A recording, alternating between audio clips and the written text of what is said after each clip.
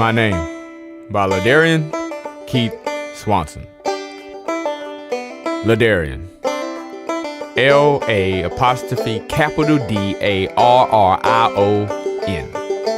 In English, my name means nothing. In Spanish, I'm pretty sure it doesn't mean anything either. Just 9 long letters, an emasculating lie followed by a punctuation mark, and 7 letters that if read aloud would make somewhat of a decent name to British people.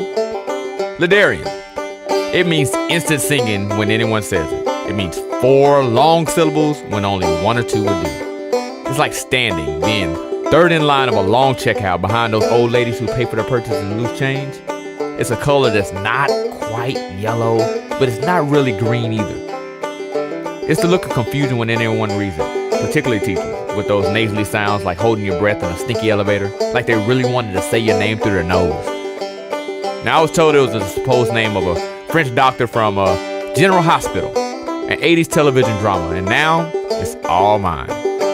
Still, it's much better than Lester. The only words that rhyme with it are fester and pester and jester and, molester.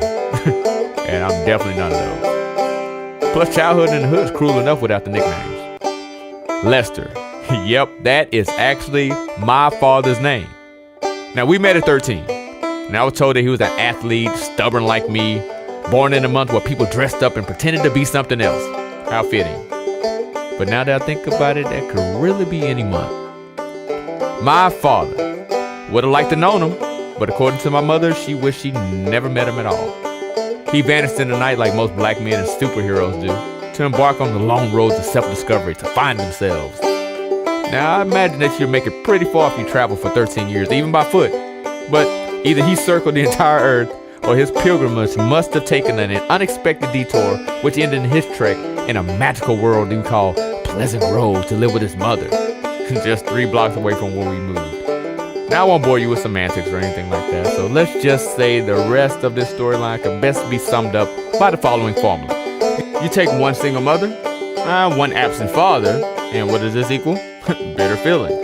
Now, the sum of the above formula is multiplied when the mention of guess who was added, and 13 years were deducted. This is where it gets tricky. Now, he insisted that his child count, now totaling 3, was all wrong and should be deducted by 1. Now, this concluded with both the addition of child support payments and the deduction of his funds every month. Not to mention the absence of a father despite the paternity test results. But hey, that's the way things add up. Now, to this day, she never forgave him. I will be constantly reminded that I look, and I quote, just like your damn daddy.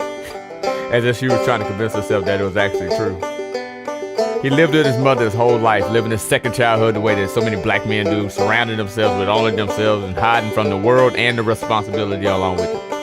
Now, I wonder what would actually be if he would have stayed to make the best of circumstances, or at least just stayed there long enough so that way I wasn't named after a fictional character from a popular yet canceled soap opera. But I have inherited this name, and I don't want to inherit this history for my children. Now, at school, they said my name all funny as if the syllables were arranged in chords and clef notes. But today, my name is actually made of meaning, like a dictionary. Not quite as permanent as Webster's, but more like Wikipedia, where my history is established, but my future can be adjusted here and there as I see fit. Now, this is now the written history of my own son's name, also Ladarian, who is neither French nor an actor, but who will someday create his own meaning for himself. Who knows? Maybe he might scribble his name of 9 letters and an apostrophe on medical forms and prescriptions as an actual doctor. The history of his name is now written, purposely named after his father, who served as a mentor, a guardian, and a provider, and occasional disciplinarian. But still, I am always Ladarian.